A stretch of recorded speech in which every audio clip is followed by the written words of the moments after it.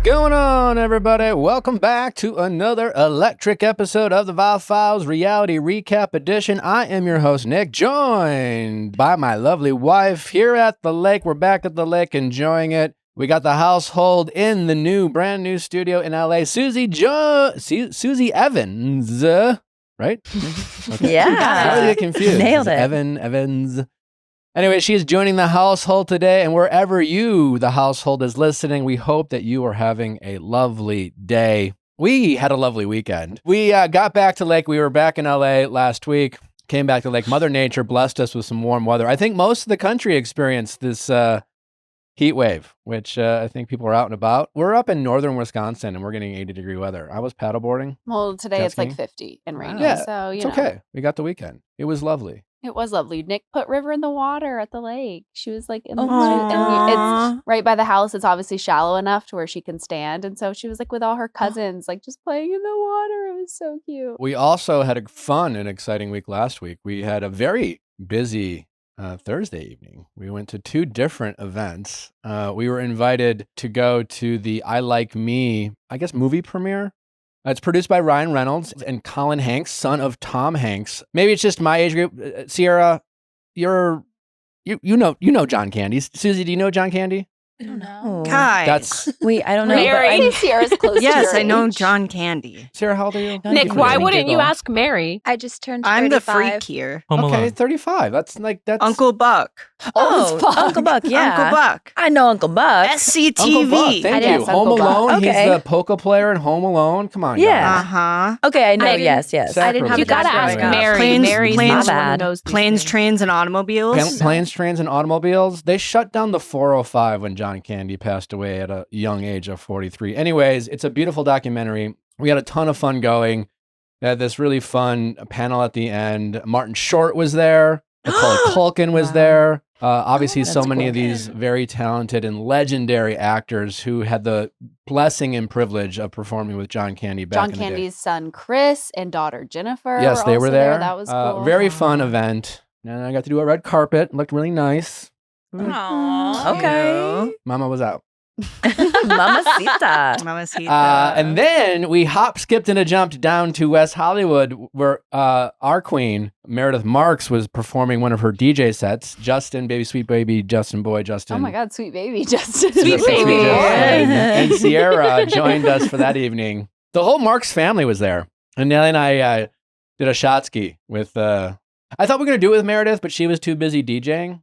So it was just us. Fair enough. And then Nelly Makes sense. shook her ass. And then As I Natalie told Heyo. Justin, Hell yeah. I said after the second baby, I'm retiring from throwing ass, Why? At least you have ass, baby. but we'll give it to the second baby. Please don't retire from that. It caught my eye. I'm not gonna lie. I'm so I jealous. tuned in. You I know, was. Yes, no and- one, no one gives you instructions when you do a special guest DJ performance appearance. Right. No one tells you what to do, right? No, and thank God for my wife, because I would have just gone on stage and stood there like a goddamn idiot and kind of like, like what's his name in Talladega Nights, where like I don't know what to do with my hands. Natalie, she steps up. She knows that the ass is serving. and then we left. Yeah, we got and off. then We we're got like, off all right, stage I guess we immediately. gotta As She's a soon as we got showgirl. on, we got off. What kind of tequila were you guys drinking from the shot ski? Yeah, was it Vita? Oh, it was like really strong water. Yeah, Oh, nice. So it was Vita.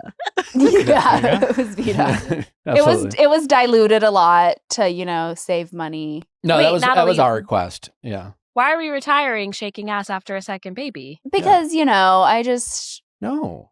No, don't. if you no. got it. No, it's What just is- like all what the is it people about out the there who second? think Taylor Swift is going to stop making music after she gets married. That's sexist. The mom should be allowed to shake ass and perform their passions. Just, like being a family and having a family with you and being married is like the greatest thing that's ever happened to me. And what I'm so proud of is how much we haven't changed our life. I mean, obviously we're very lucky to continue to get help, and we have Natalie's mom, we have our parents, but ever since we got married, Natalie has become more a part of the show. She's done more. She's chasing her dreams. She's a host of a Netflix show. And for all the people out there who She's think you got need to an slow ass. down after you get married or have kids, I say fuck that. And fuck that to all the people who suggest that Taylor Swift is going to stop making beautiful music. Do we like her new album? Uh, Oh my No. God. Okay. personally. There's a bop or two. personally, Not really. personally. There's a bop or two, but Susie, what do you think? Okay, so this is so bad because I love Taylor Swift. I've been so busy that I haven't had a chance to fully listen all the way through. But the few that I've listened to, I like. I Which feel like she's getting a ones? lot of. Okay, let me pull it up. The Honey's Fate of good. Ophelia Yeah, it's not the is- redwood one. Oh no, I love the No. redwood one. Really? I'm jamming to Travis Kelce's PP. Okay, I just am like, am riding it. I liked it. You're writing it? Not his, but I'm writing the song. Do you think she was like tricking people when she gave us centimeters instead of inches? No, she's. Wait, what did you say, No, Nick? the song is 2 minutes and 30 seconds. So people are like, oh, 23 centimeters. What is 23 centimeters? 9 inches. Wait, explain to me the No, Easter that's egg got to be here. it. The song is 2 minutes and 30 his dick is seconds. 9 why do we assume it's in inches. I don't centimeters? know. Well, what is 23 inches? You think his dick is Large. what, 15 feet? 2 feet. Like, So wait. So just to be clear, there's one song on this album that's 2 minutes and 30 seconds. it's the With one. no it's other- the one. No, it's What's the the song Wood about? song. It's about his dick. It's It is about literally his dick. It's about Travis. Oh, okay. Yeah. Very clearly about Travis, and she's like talking about him. He's It's, like wood, No, like it's the redwood that opened up her thighs. it's the redwood that opened up her Guys. thighs. Taylor. Literally. And it's 2 minutes and 30 seconds, and that is equivalent to 9 inches. And God bless her soul, really. Yeah, It's I'll be just praying for her well. if that's the case. Actually, I have a thought. What, Mary? Please. She's 35 and couldn't say the word dickmatized. Achmatized. Matized. She's also like too classy and too Easter eggy to just come out and say dickmatized. Her audience. Okay, but she can yeah. call Charlie XCX a coke addict. But did like, she say come that? on. That was kind of wild. But did she say that? How did I she just say think that? every song sounds like another song. She said, "You call me boring Barbie when the coke's got you brave," and it's like, okay, And you called your. She It's just kinda basically shade. called herself boring Barbie. And didn't Charlie like write a song Sympathy's about a her Knife. Sympathy is a brat? knife, which Yeah. is literally about like being insecure when you're like around someone who like has so much more like clout and Clout. power and experience than you, and just feeling like really insecure running in that circle. Okay. And that's what the song's about. And then Taylor Swift comes out with being like, "Oh, you do coke." honestly, shade. I love it. She's getting messy. Get her on the show. Yeah. Get her on She the does show. podcasts period. Book now. her. Yeah. It was like a soft maybe for Taylor for us, but now that she's talking her shit, we're ready to have her. Literally. I have questions. I'm into it. Like the stuff I've heard, I feel like I keep seeing a lot of like shade. I also feel like there was really no other way this was going to go because she was so overhyped. Like she just had the biggest 2 years of her life. And then people who weren't Swifties like kind of tagged on for like the Mhm. trendiness of it. And so then these people are like listening to the album. Right. And if you didn't really have an appreciation for her, then you're kind of like, oh, this is kind of weird because like as a Swiftie, like we're kind of weird and like she's kind of weird. And so then I feel like if you weren't really tapped in, you're now seeing everybody else like critique it and you're kind of like, oh, maybe this isn't cool anymore. It's not and for you're you. yeah, it's not for you. So I mean, I get it. Like I do think some of the songs sound similar I was to gonna say, other songs. Swiftie to Swiftie, like that's the one thing where I'm Yeah. like, this for sure sounds like Victoria's Secret. That song, right. one of her. I think the Life of the Showgirl sounds like it. Like there's Mhm. songs that you hear Yeah. it and you're like, I've heard this before. Jackson 5. Yeah, very oddly Mhm. similar to some Yeah. songs, which might be the point. I don't know, but True. she's also like sued other people for using her like sound. So I Her mean, beats. But also, like, Mm. she's like come out with like 50 songs. I feel like in a year, not all of them are going to be like A+ a bop for everyone. True. You know? That's so true. I also think a lot of people, I saw someone talking about this saying that like a lot of people are comparing this album to like Folklore and Evermore and Mm. saying like, how is this the same person who wrote these songs? And it's like the person was saying like Folklore and Evermore came out in like 2020 when no one was getting any music. We were all like stuck inside. We thought we were going to die. And she literally gave like there was no press, there was no marketing. It was just like all of a sudden, boom, an album's out. And it was like, oh my God, we've all needed this. And now there's been like so much hype around this. There's been like a live countdown. And I think people just like made their expectations, like some Way too personal high. expectations. And Taylor did what Taylor's going to do, which is like not what you expect. And I think Right. honestly, it's like it's a fun album. Like I definitely don't read into the lyrics as much as other people do. And maybe that's why I'm like, I don't know, it's kind of like a fun song to sing. I mean, some people have too much time on their hands. Like, I mean, I thought we'll get into it, but this episode of OC was one of my favorite of the season. And the fact that there's a whole ass business for rich I'm assuming mostly white women, to walk in, break some pots and pans, only to glue them back together, is the most like, you have too much fucking time on your hands business I've ever fucking heard of in my life. Anyway, we do have a great episode lined up for you today. Obviously, Love is Blind is out there. It's making waves. It's a really fun, messy season, and we got some cast members for you this episode. Fan favorite Patrick will be joining us as Is he well. fan favorite? I feel like he's kind of a fan favorite. People like him, love him. Anyways, I do. I'm a fan. I like Patrick. He is with us. He'll be joining us momentarily, as well as his ex, his lying ex. I don't know. I think she's lying. Kacie, a little he said, she said of how things went down. She was like, I love you. And then talking to producers, being like, I can't. Anyways, we'll hear from the horse's mouth, both of them. Also, Blake, who went home, he stopped by to give us a little bit of insight. I was just kind of fascinated about like what causes someone to just be all in the pods, and then like something tells them, I got to get the fuck out of here. Well, probably your number one leaving would do it for me. Yeah, there's that. Mm-hmm. Anyways, so we got some sound bites from Blake as well. It's a jam-packed Love is Blind episode, and I'm glad we're out of Minneapolis, no offense, and we're back in Denver because people are a lot messier out in the West, you know? Mm-hmm. I'll say. Maybe it's all the weed. Then we'll be getting into some Housewives, a little OC, a little Miami reunion. Apparently, Adriana and Julia. The scandal. Crazy. Yeah. Before we get into Love is Blind, I'm going to go on my soapbox for a little bit just to remind people the internet is not real and to stay off your phones. And Nally always hears me talk about this, but like if we have a common enemy as a human species, it is the algorithms, people. I just want you to remember, I caught up with my friend over the weekend. Now I had a girls' night. I had my friend come over, and it was a type of friend that like we're very close and we feel safe having like conversations. And so the conversation started something like this. Well, my algorithm is showing me this. And then he would reply, well, my algorithm's showing me this. And honestly, like that really like gave context to our conversation, because like just remember, like when you go outside and you're engaging with people, like when you're on your phone, it's a totally different universe. It's not real life. And people talk about like online, what people are saying online as if like it's the real world. And that's not the case. People say whatever the fuck they want with their thumbs. It's fucking crazy. Like get your kids off your phone, like be off your phone, and like people are just becoming zombies. And if you don't have the self-awareness to like the shit that you feel when you're on your phone versus the shit like you feel when you're meeting humans at a coffee shop or like going to a game and interacting with people, whether it's just like people who root for the same team as you or against the same team, it's just like those are just humans being human. I think we just have to remember that.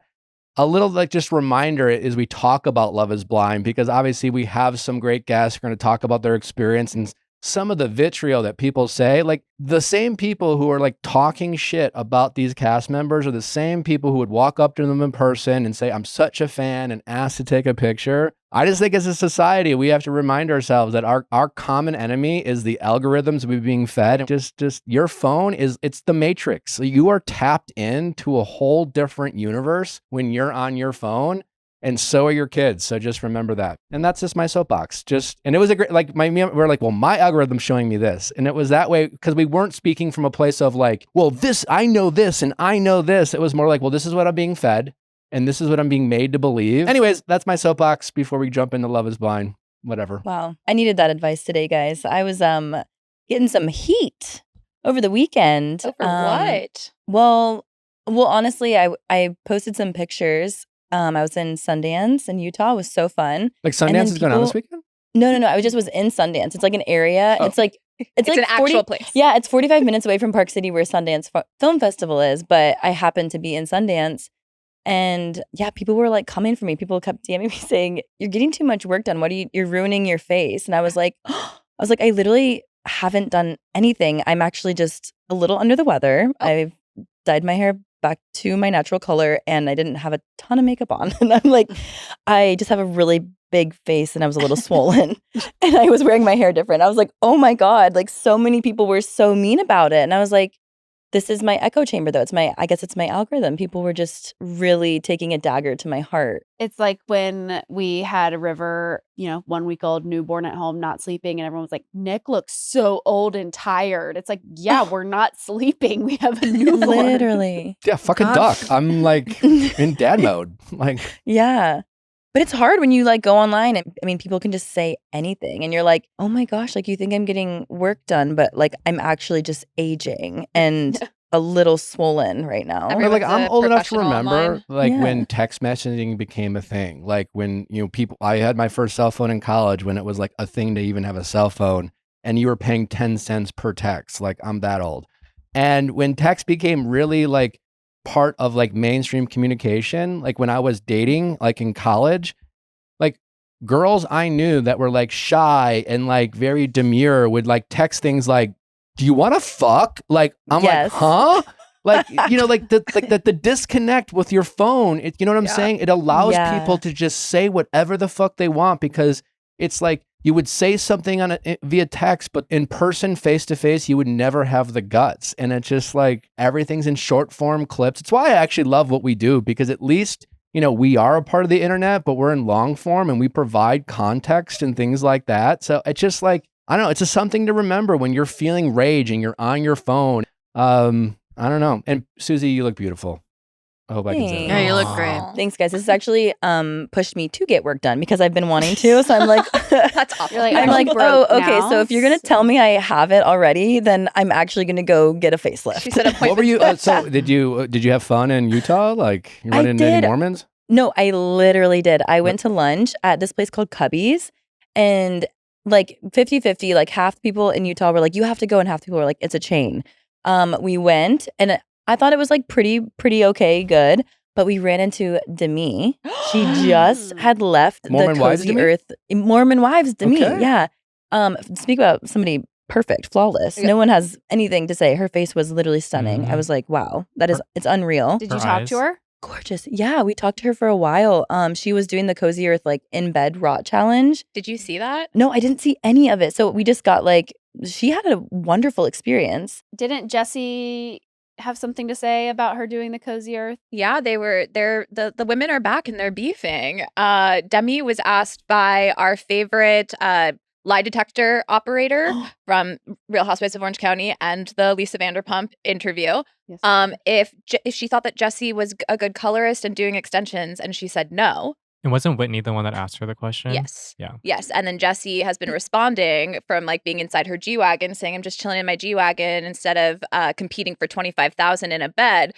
Okay, that's enough for being petty or whatever. Is But this she's is this a preview of season 3 or something? They always get it revving right before the season. I was going to say, Wow. these These women are women just show working. up to work. Yes. They are hustling. Because I'm already back invested. And then you've got Michaela taking pictures at Dancing with the Stars with Whitney, being Yeah. like the competition that you've always wanted. I was like, I don't know if you're friends, if you're not, but I'm following. Yeah. But yeah, no, Demi is coming for Jesse's business yet again. Oh my gosh. Ooh, T. I didn't even realize that. She honestly seemed to have like a new lease on life when I saw her. She was Okay. very like, I don't know how to describe it. She was like, I feel like I've learned a lot and like I'm excited. Like I'm excited to see next season's Demi because I'm like curious. She just seemed like enlightened, I guess. It just seems like from the buzz around it that she's leaning into the villain role, which like I think I kind of would have appreciate versus like, I don't know, being shocked by it. Yeah. But I'm also like, will there be a new villain this season? You know what? Something she said, which like I appreciated. She said something like, I think I've really fought to be understood.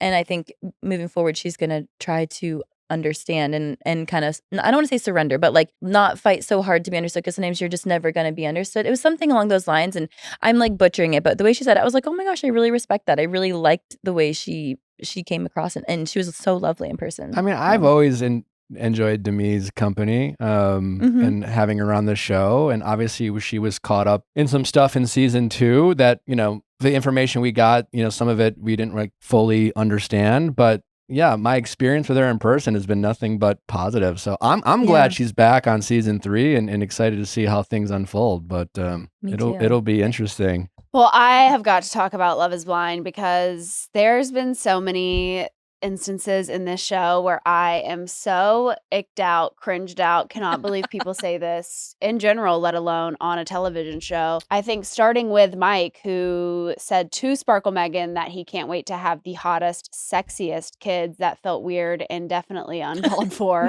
You don't even know what each other look like, people. Yeah. Don't get me started Why on are Mike. you calling your kids sexy? Yeah. Don't That do is weird. I That think was tough. I think Sparkle Megan made the right choice. No, I think so, too. That was hot. 100% she Well, did. wait, no, Yeah. the worst part about for me with Mike was when he was talking about how important it is to stay in shape and like how crazy it is that Jordan's kid has diabetes. To Sparkle Oh, Megan, whose yeah. father passed from diabetes, and she's just Mm. sitting there like, That was really messed up. Anybody who's like preaching fitness to me is like, okay, cool, bye. Also, type 1 diabetes has nothing to do with like your athletic or like physical Not at all. abilities. It's like you're literally born with it. Do you want to know what really pissed me off? What pissed you off, Mary? Take a wild guess. I'm gonna say it was Nick and Annie. As you know, it's really funny because Nick and Annie's whole thing was that they were Christian, and as we saw, Nick literally out of nowhere broke up with a girl he had just told that he loved because she wasn't Christian, because she had like a lot of complicated things going on with her after her mom died. Right. And then to go and be like, yeah, I don't know if I could support my kid if they were gay. That doesn't seem like pushing forward the love of God to me as someone who is gay and whose dad's a pastor. Yeah, I That's feel all. like I was sad when Annie Hear, said hear. that because I personally didn't hate her extensions. I know people are roasting her, but Not what pissed me I off. hated her extensions. I was gonna say she said something very extremely like outdated and harmful that like it's shocking to even hear it because you're like, who even says that anymore? Yeah, and you're gonna go on you're being filmed for a TV show, right? Also, Yeah. like in the world, as you know, we're saying that a lot of people are being like radicalized by their algorithms right now, and like one of the things that's happening is that like the queer community is facing a lot of like very, very radicalized thoughts around our existence, and it's just like kind of shitty to see that on TV. I tried to give her don't the know. benefit of the doubt and went to her Instagram page to be like, you know what, maybe she like said something she didn't mean and she's gonna clear it up, and absolutely nothing, which I think is She hasn't said unfortunate. anything. Not a single thing. I mean, you can look at her comment sections and it's clear that like people aren't happy with what she said on all Right. sides of the spectrum. Yeah. Like you don't hear that nowadays. Also, Mhm. maybe if she was friends with gay people, she'd have better extensions. is what people are saying. Period. Oh, that's amazing. Okay. Oh my gosh. Also, always down for people to learn and grow and change and like open up Absolutely. to love in their heart. So like always, but yeah, that sucked to see. Yeah, Honestly, it would I have been very do think easy what for you her to s- acknowledge her ignorance and insensitive Mhm. comments, but so disappointing that she hasn't addressed that. I do appreciate what you said. Somebody said something about being friends with gay people, and I'm like, honestly, like maybe she does need a gay friend. You know what I mean? Like somebody who I just feel like when you're kind of what Nick was saying earlier, like your algorithm just like feeds you. It's an echo chamber, and I'm like, if she has if she's never been around somebody, if I don't know if it's like her culture or like the way she grew up or whatever, it's like, yeah, maybe she needs to get out there and meet some people and open up her mind a little bit, their minds. 'cause I it know sounds like it he was on asked board. by Sparkle Megan to what's his name, the guy she didn't pick, podcast guy. They actually did ask later, like, what are you wearing right now? And I think that's a question every person in the pod should ask on every date. Because I just think you can tell a lot by a person by how they dress themselves. And men need to stop wearing in public, if you want to wear it in the comfort of your home, khaki shorts and flip-flops. Have some respect for yourself. Like Yeah. if you are, I mean, if a guy showed up on a date in flip-flops and then Jordan wearing the pink tank top, what is that's disgusting. Like The what dogs is out was crazy. It was the pink tank top and the tiniest shorts I've ever seen in my entire life. well, and Nick's an imagine, executive watch dealer and he can't even dress himself. and then not him saying when they're in Mexico to Sparkle Megan, oh, look at all the Cartier bracelets. And she's like, yeah. And he's like, let me be your Cartier dealer. Like, you don't need a Cartier dealer. You go to the Cartier store and you buy them. Like, what kind of underground scheme, Ponzi scheme are you doing that you need like to be someone's Cartier guy? Them on their honeymoon is like literally my favorite of is like my favorite part of the season, because it's always when people are like, they start living together and it's like, Start oh, getting weird. oh boy, Yeah. this You is see it all. you Like start Joe, seeing stuff. the whole instance between Joe and Madison. Madison. That was wild. Wait, Uncomfortable. can I like whose side are you on here? Because I'm on Joe's side. Neither of them. Okay, because this was all confusing to me. He was hammered. He was absolutely hammered. And she's like, first, just be like, you're shit-faced. Go home, take a nap. I'll talk to you in the morning. It's like She was acting like he was having a manic breakdown of which she couldn't diagnose. And it was just like, he's hammered. And I agree with Natalie in that sense why I'm slightly on Joe's side because, and I'm surprised that they showed this, or maybe it was unavoidable, but you saw the cameraman through the mirror, right? So when you're watching it the first time, you see Madison come in and sit on the bed and you're just like, wake him up. Why is Joe being so defensive? But now imagine you're Joe and you wake up and there's two 50-year-old dudes, or who doesn't matter the gender, but like this giant cameras in your face and you're like caught off guard. It's like, you ever wake up from an afternoon nap? You'll never be more delirious than when you wake up from an afternoon nap.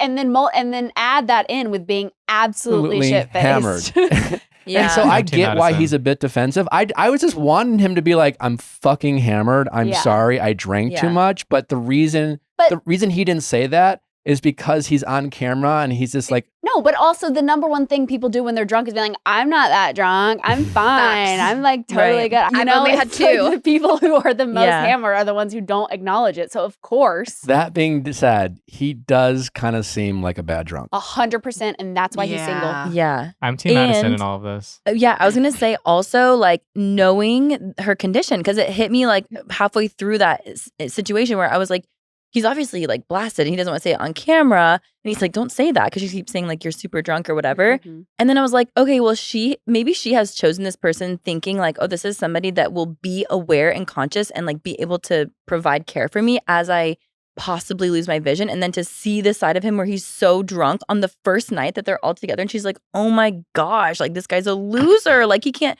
imagine she's like bumps into something and needs help or something. And I'm like, there's so much context too, because he just called her bigger, which I think is like a red flag. First of all. And then like at the whole event, he's flirting with another man while she's like, wait, can you talk to me? Hang out with me? Like, no, literally, he was ignoring her the entire time. And then when she woke him up, he was like, oh, are you dressed to go out? Like, did you not see me in this the whole time? Well, he was definitely hammered. That's why he said that. Okay, but like there's still a little bit of like... She's also in a bikini top. Yeah. Like, where are we going? Why is he getting this drunk? Why is he getting this drunk? But also, drunk? Joe, I think, does have an awful personality when he's drunk. He seems like, and same with Jordan. They seem like what I am so grateful that my husband is not, is a loud, annoying piece of shit drunk. And that is what Jordan and Joe are. It was like Joe just was nagging and picking and thought it was so funny to be like, oh, how many guacamoles is that? Your nipples are so dark. Your teeth smell. Like, and if I'm Megan, I'm annoyed as fuck with you too. And like, everyone needs to shut up. And it was interesting. I'm surprised we didn't have any other further conversation about this. I'm surprised we didn't see Annie talk to Nick about it. But when she's kind of like yelling at Joe for standing too close to her or like touching her or whatever it was, when he was like leaning at the bar and she was like, get away from me. Why are you so close to me? Scoot over. You need to like, oh yeah, that's right. Zip it. I'm surprised there wasn't a conversation with Annie talking to Nick about that of like, oh, let me tell you what happened at the bar. Because I would have loved to hear what Nick would have had to say. Well, it's also just for context, like the fact that Joe and Jordan, like the first thing they did when they got together in a party atmosphere is just get absolutely plastered. Yeah, you know, like no chill on camera, absolutely no chill. They were obviously ripping shots. I think it was showing Megan like, oh yeah, he's younger than me. Mm-hmm. Yeah. I really liked Jordan up until that point too, because he was kind of quirky and like. I just like that he was like maintaining his sense of self throughout the thing. He seemed really genuine. Yeah, he seemed genuine. I was like, oh, cool. And then that day I was like, oh, I think she's getting the ick. And I think we are as well as the audience. It was a lot. This season reminded me of a few things I would like to be canceled. I've already said two of them. Khaki shorts on men. Flip-flops on men. Yeah. Men calling their female partners dude. Seriously. Stop it. Okay, bro. Dude. Yeah. Dude. Like she's not a no. Sweetie, honey, Nick babe. and Annie? Cutie. Jordan was calling Cutie. Megan Like dude. cutie. Diva. Dude. Hate it. It was kind of fascinating to see Anna and Blake leave. Have we? I'm sure that's happened in previous seasons. It seemed to me like it was a whole episode surrounded it, like calling ghosting, on like the episode like Ghost Town or something like that. Yeah, there was. I thought it was interesting. The one thing we actually had a chance to catch up with Blake earlier today and ask me a few questions about why he left. And I thought it was kind of interesting. The big question I wanted to know, it's just like, I totally get that for some people they want to leave. Like it's not for them. But what I don't get is like, why not just like go into the pods and this like tell the people or person you're dating that like, hey, this isn't working for me and I don't think I can get there in a reasonable amount of time, and just like face it. And we asked Blake that question, is like, why, if he had any regrets about how he left, and here's how he answered that question. We've had two people, you and Anna, kind of unceremoniously leave in the pods. You know, certainly understand like why it might be, you know, emotionally draining, but the kind of the manner in which you and Anna left, you know, obviously the episode was called something like ghosting and things like that. I think Anna was even asked by Patrick if she's ever ghosted, only to have her just like not show up. But I'd love to just hear from you, just your mindset, like your feelings of needing or wanting to leave. How did that start? And just kind of walk us through kind of your internal monologue from that moment where things didn't feel right to the time in which you left. And just kind of walk us through the decision process of like why you decided to do it the way you did it and not communicate with the people you were dating. Yeah. I think it was really a couple things. I think going into the experiment, you realize we all kind of know what we were signing up for in terms of a condensed timeline. It's very, very condensed, about 9-10 days. And so I think all of us, including myself, you go in a little bit skeptical. But I think the benefit of being a subsequent season is you have seen this experiment work in the past. Like there's a proof of concept there. And so I think I went in skeptical, but you're holding on to a little bit of hope because it's worked in the past. And you go in, and a few days in, you're having these fun conversations and you're forming these connections, and you start to think like, okay, could this work for me? I think you kind of turn a bit more optimistic, but I could never get that clock out of the back of my head. And so I think as the days ticked by and just knowing where my connections were with Anna and Megan, it didn't feel like I was anywhere close to a proposal. Yeah. And I think it's communicated, and it should be communicated throughout the experiment. If you are not working towards a proposal, you shouldn't be there. Yeah. And I took that to heart. And so I think I had that in my mind, and I truly thought like, hey, this is the best thing for you to do, is to remove yourself. And so I thought I was doing the right thing. It was certainly clumsy, but not intentional, not at all. Yeah. Listen, there's no perfect way to do something you've never done before, especially something as unique as this experience. That being said, do you regret not just like going into the pods and just being transparent with, you know, for example, Meg, about saying, hey, I'm not getting here. We got 3 days left, 4 days left. And, you know, you seem great, but emotionally, I don't think I'm prepared to even consider an engagement, but I want you to hear that from me rather than kind of go through this kind of emotional kind of thought process in your head without communicating that to the people you were dating. Yeah, totally fair question. I think in the moment, in hindsight, yes. And watching it back, I'm like, why not just stick around for a few hours and have that conversation? I think in the moment, I was so caught up in kind of where my head was at and where I was mentally, emotionally. I think this experiment felt very therapeutic in a lot of ways. It was, you are spending all of your time thinking or talking about relationships, memories, good and bad, where you've been, where you want to go. It felt like a very intense, self-reflective type of experience. And I know people will roll their eyes and will be like, yeah, you're describing therapy. And I get that now. But I think in the moment, there are no distractions. And so you don't have access to a phone, a computer, no access to the outside world. You are truly spending all of your time in the pods on a date, in the lounge with the guys, or kind of alone with your thoughts. And I think in those quiet times, I spent a lot of my time thinking about my dad. And that was a little bit jarring, candidly, because I think I don't know. I think I just assumed going into this experiment, I was 32 at the time. I certainly felt old enough to be kind of in a good spot. Felt like it had been long enough for 4.5 years. And so I think when that hit me, it was a little bit jarring to realize like, hey, you might not be as good as you thought you were. And so I think at that moment, mentally, emotionally, I felt a little bit checked out. And so I think when you couple that with the timeline, it just felt like there's probably no chance of me proposing. And it just didn't feel like it was in the cards. And so I think looking back, I was very much in this like selfish mindset, like where's my head at mentally, emotionally. I wasn't thinking through kind of the departure and how things might unfold after I left. Boom. It's fair. Nailed it. He seems like a genuine guy. Yeah, You there we know? go. No, it's this. Two dumb this? bitches clocking it. No. That was Dick. well done. I appreciate him like owning it, like he was kind of selfish, in that moment. I wish he'd get some, more honesty from other people's exits. A lot of people are talking about the final scene of episode 6 between Edmund and Calabria. I think Edmund's a great guy. I think he's catching some heat because Nick and I are on different ends of this spectrum. You think he was being manipulative? I think, are we shocked that a grown man is throwing a temper tantrum? No. Temper tantrum?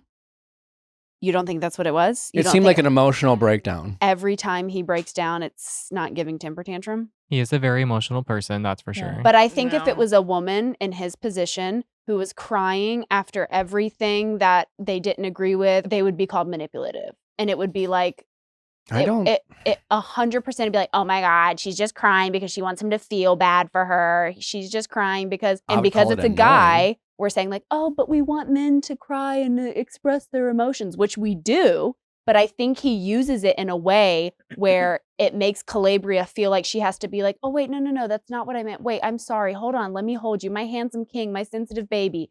Like, she doesn't need to, she shouldn't need to do that in every single conversation where they don't see eye to eye. And it seems like he only freaked out really like knowing that everyone else had sex. He didn't care beforehand. And then he was like, wait, everyone? And I'm the only one? Well, we did. I will say, we asked Blake what he thought about Edmund because he's getting this heat. And at least from, we haven't met Edmund. The internet hasn't met Edmund. Here's what Blake had to say about Edmund. Edmund seems to be getting a lot of heat for his emotions and crying around, especially the last scene that we got to see on episode 6 when they were talking about sex. What is your read on him? Do you find his emotions to be authentic, or do you think it's something else? I think he is such a pure human being, and I hope that comes across. He has such a good heart, and what you're seeing on screen, like that was him off screen. Like in between, like in the lounge and just off camera, he is such a pure human being, and I hope people are being kind to him. Yeah, he's a good guy. He really is. So, some people are suggesting that his tears were manipulative when talking about sex. What would you say to that? I don't know if I would say manipulative. I would say this entire. Well, I guess this more specifically, do you feel like the man you got to know, I mean, sure, we've all have been manipulative at times, but do you feel like knowing him that he would be the type of guy who would use his emotions to manipulate rather than just he's an emotional guy?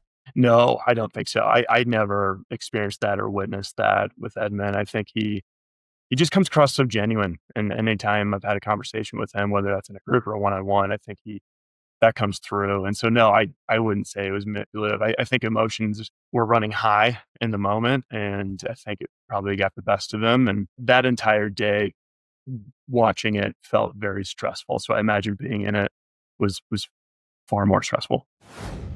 So that's at least Blake's point of view.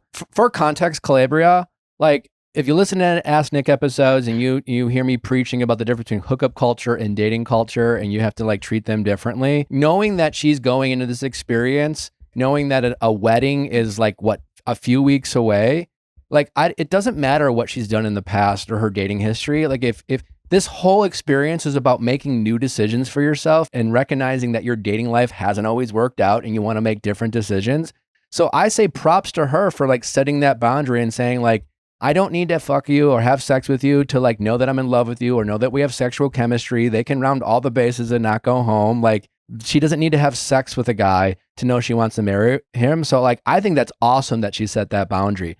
At the same time, don't you think you could argue that it's slightly manipulative of her, or at least emasculating to say, she's the one who brought it up. She's like, how does it make you feel that all the other guys have had sex and you haven't? Like the I way. don't think that was emasculating. I think that was a genuine question because I don't think either of them were being manipulative, to be clear. But don't you think people could take it that way? No. Wait, do you guys remember when she brought up saying, I think sex means more to you than it does to me, and I want to protect your heart?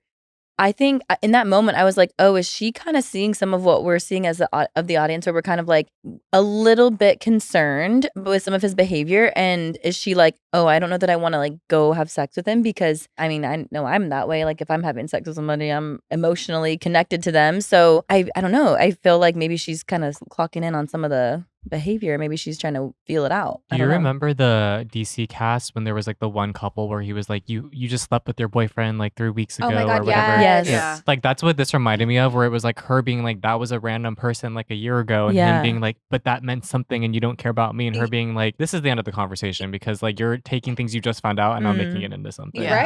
Right. And he did not care at all until she said every couple had sex. He Yeah, didn't care. that's He the knew part. he knew that some of the guys had sex. He I thought think that he felt Anton. emasculated. But that's not on her. But like that's That's not. I'm not Yeah. saying it's on her. I'm just saying that doesn't mean that he was then manipulative. He started crying. Yeah. I also just think we have to like give all these people grace for this crazy experience they're all in, and how do they navigate Exactly. this? This is the first night that they've ever seen each other in person and spending the night with each other, and they didn't have sex. And now he's being like throwing like, you don't care about me or whatever he said, like in her face, being like, well, all the other guys did, and like, what does that say about us? I just have a hard time believing that his words, that he was consciously crying and that was fake in an effort to like essentially gaslight her into feeling guilt. Let me ask you all women a question.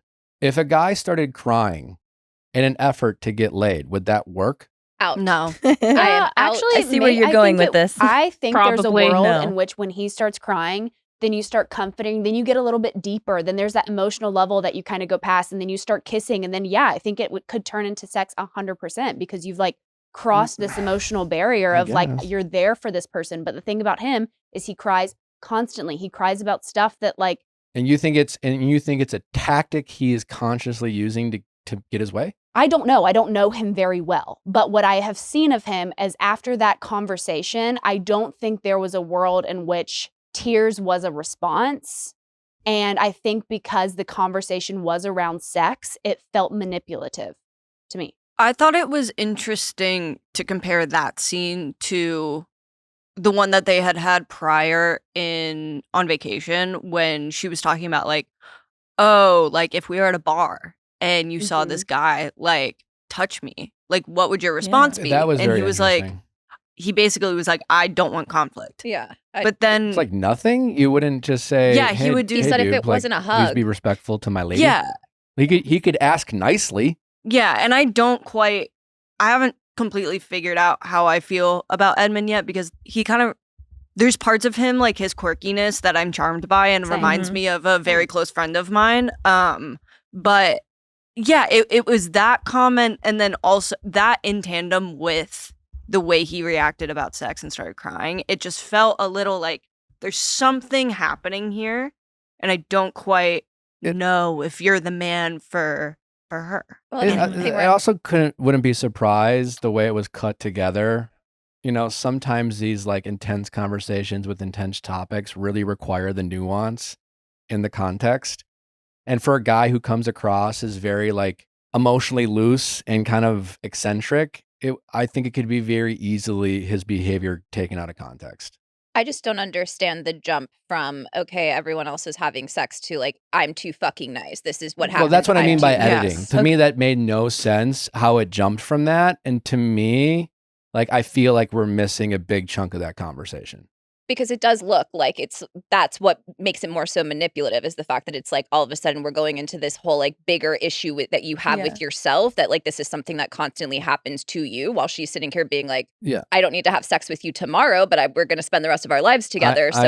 I can't say for sure because obviously I wasn't there when it was edited, but I would bet a lot of money we're missing a few sentences or maybe 10 minutes of what was probably like a 45-minute conversation slammed together for like heightened emotional moments. And we're all like drastically reading into it. I don't know. It's just like, he's clearly had some emotional trauma as a young child. And like, I don't know. Again, this is like, this whole show and this whole experience for these people is an emotional pressure cooker.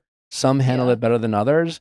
I'm just a little reluctant to like jump to conclusions to like suggest that he's some sort of gaslighter who uses tears. I'm not labeling him as anything. I'm saying that from what I watched, there with editing, content, all that stuff, but from what the producers and the editors and Love is Blind company gave me to watch, for sure, I saw a man who was manipulating a woman. That's all I think.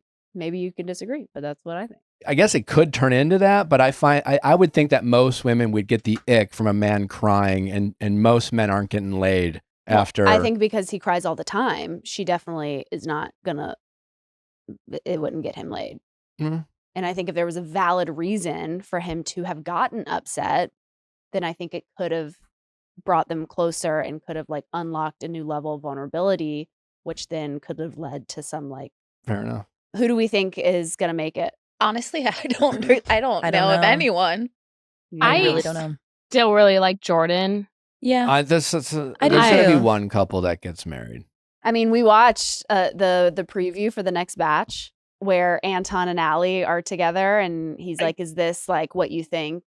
Like, is this what your days off look like, or your working days look like with clothes everywhere and makeup everywhere?" And she's like, Allie's "Yeah." a slob.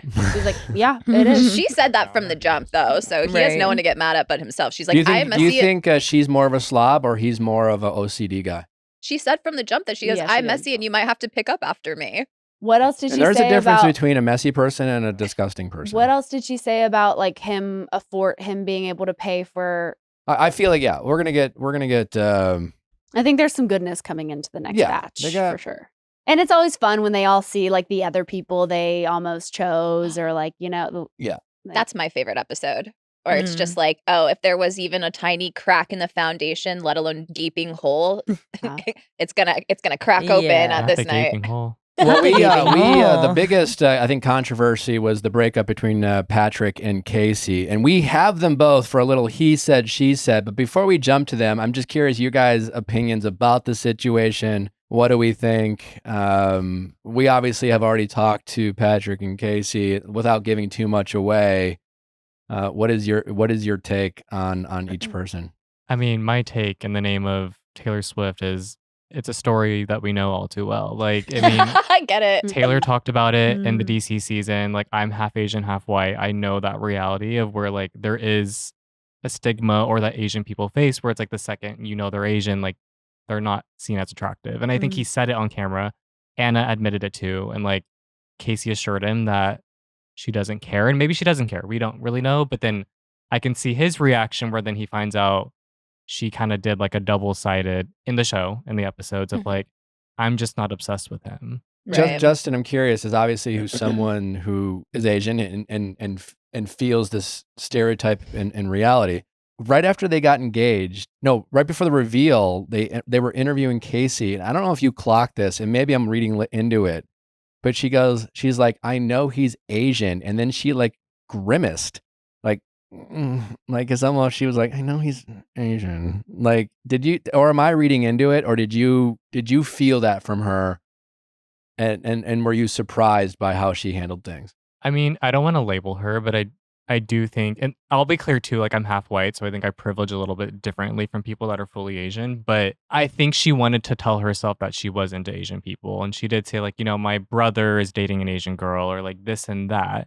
And I think she wants to reassure herself, and I don't think she's intentionally trying to like discriminate. But I mean, you see things like that, and she literally said like, he deserves someone that's obsessed with him, and that's not me. Mm-hmm. And they didn't really talk outside of literally seeing each other for the first time. Yeah, it was interesting when Patrick revealed his ethnicity. It wasn't like, oh, cool. It was like, oh.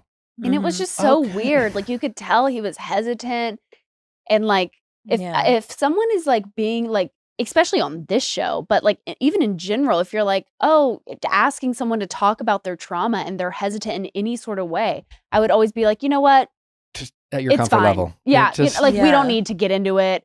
we don't need, like, it's fine. I'm here for you whenever you're ready. Like, don't rush it. She's like, I need to come know. on, give it to me. Lay it out on the line. All right. Well, you've waited long enough for Patrick and Kacie, so they are up next. Little he said, she said action. And here we go, starting with Patrick. Well, if there's one baby item that we will use until the end of time, it will be the Nanit Baby Monitor. This is a product that I have recommended to all of my expecting friends. It is a product that honestly is just unmatched. It's a baby monitor with crystal clear video and two-way audio so you can see and hear your baby from anywhere at any time. It provides parents with personalized insights and smart notifications to understand their baby's development and needs like never before, like telling you exactly how long your baby slept for and predicting when their next nap should be. With sound, motion, cry, and cough detection, Nanit tells you precisely when and why you're needed. It really gives parents the peace of mind that they want when their kid is napping. Also, any busy parents out there, if you're someone who unfortunately has to travel for work or you're away, even when you're at work, you can see when your kid's napping, even if it's just to feel a little closer to your child, especially when you don't get to see them. The camera, like Natalie said, is amazing. It gives you that peace of mind. You know, every parent will know that feeling of just like making sure they're breathing, you know, and when it comes to the Nanit, you can zoom in and see that little belly just kind of go up and down. And it really gives parents that, again, I can't say it enough, peace of mind that we're all looking for. One of my favorite things is that you can listen to them napping, whether it's you have a sound machine in the background or it's just them sleeping in silence, but you can listen to it while you're on a phone call, watching a movie, whatever you're doing on your phone, you can still always hear your baby. And that is what we're all looking for. Nanit is truly the one baby item we cannot live without. Right now, Nanit is offering 25% off just for our listeners. Get 25% off your first order with code BABY25. Go to nanit.com and use code BABY25 to save. That's NANIT.com with code BABY25. Symbiotica is for anyone who's doing all the right things but still doesn't feel their best, because true wellness starts at the cellular level. With science-backed, high-absorption supplements designed to travel with you and work with your body, Symbiotica helps you feel more like you. Obviously, Nick and I are constantly on the go, back and forth between LA and the lake house and just always traveling. And it's so hard to stay on a routine, especially with supplements or any kind of vitamins. And so with Symbiotica, they're the easiest little travel packets. I throw them in my purse. You can throw them in a carry-on or in a backpack. Whatever it is, it takes 30 seconds to get your nutrients. Before Symbiotica, I always tried to be on various supplements and vitamins that help me stay and be healthier, but I always just like got away from it, you know, and those travel packets really help you, remind you to stay consistent, because without consistency, taking supplements like this doesn't have the desired effect. But with Symbiotica, they make it so easy to stay on track and help you meet your wellness goals. They have a formula to support your health goals, everything from energy, digestion, immunity, and mood. Symbiotica is one of the most trustworthy brands out there. They never compromise on quality and sourcing. Their products are freed from seed oils, preservatives, toxins, or artificial additives. It's something you can taste and feel in every packet. So we're going to make it easy for you to start with a special discount. Go to symbiotica.com/VIALL to get 20% off plus free shipping. That's CYMBIOTIKA.com/VIALL for 20% off plus free shipping. Patrick, welcome to the show. Nick, what's up? Thanks for having me. How you doing, man? I feel like I haven't asked this question in a while, but how is your heart? Oh, I mean, right now or when it happened? Well, both. Let's Yeah. First of all, how are you doing right now? I mean, we know as someone, you know, who's been on reality TV, there's filming it, that's just chaotic. It's very stressful. Obviously, then it's released. I'm sure you guys filmed this probably, you know, over a year ago, but watching it back can be kind of traumatizing and brings you back to that moment. I'd love to hear about how you're doing emotionally right now after watching it back, but then certainly let's get back to that time. We'll want to know some of those details of how that all went down with you and Kacie. Gotcha. Yeah. Right now I'm feeling pretty decent. I mean, it's been a few days since it came out. I've had a lot of love and support from friends and family and the internet. The internet has been, for the most part, pretty kind to me, which Okay. I'm just like pretty happy about. Pretty stoked about. A lot of people resonate with my story, and they've been telling me that they just are like proud of me and like they felt or feel the same way. And I'm happy that it's having a good reception. Well, that's great to hear. I personally really enjoyed watching you. You know, it's tough to be yourself on these types of shows. There's certainly a lot of pressure in these weird and controlled environments. And, you know, for me, it felt like you really, you know, were your authentic self. I really appreciated your vulnerability, kind of opening up about the things that you struggle with when it comes to dating and things like that. But So it's really been fun to watch. But you obviously had some tough luck. Both Anna, a strong connection you had. I thought that was a really, cute relationship. And then all of a sudden she ghosted and pieced out. And then Kacie, that was this whole, clusterfuck after you got engaged. And then she pieced out. But I guess let's just start with Anna. How surprised were you? I mean, obviously you were surprised, but do you feel like you have a better understanding of why she left and chose the way you did? And do you hold any frustrations towards Anna about not necessarily her decision to leave, because I'm sure it's understandable that this environment's not for everyone, but the manner in which she left, was that very frustrating the way she went about it? Yeah, I think for me, one of the biggest things for me that I look for in a relationship is resilience. So when she's bailing, especially because it's a high pressure, hyper accelerated situation, that part is just a turn off as far as like I know the pressure is really high, but I would like for you to try to fight through that if you really care about somebody. So that part was a little bit of a turn off, but that's how I felt about that. Okay. Was it as hard for you to watch back the phone sex scene as it was for us all to watch it for the first time? Oh man. I think that part, thinking back on it, I didn't really know what Kacie was trying to do. Yeah. Until I watched it, then I just kind of realized oh, I see. It's she was reeling me back in, and oh, you picked up on that too?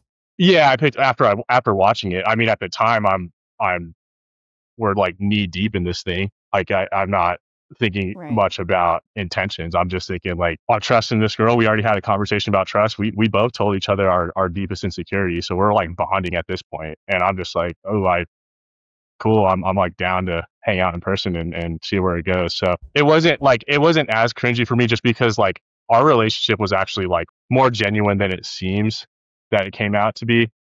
I know there's a lot of scenes that are oh gosh, this is super cringy. Oh man, they're not having the same chemistry as Anna, but her and I had a lot of chemistry too. So it's doesn't make me as cringe as I think a lot of viewers.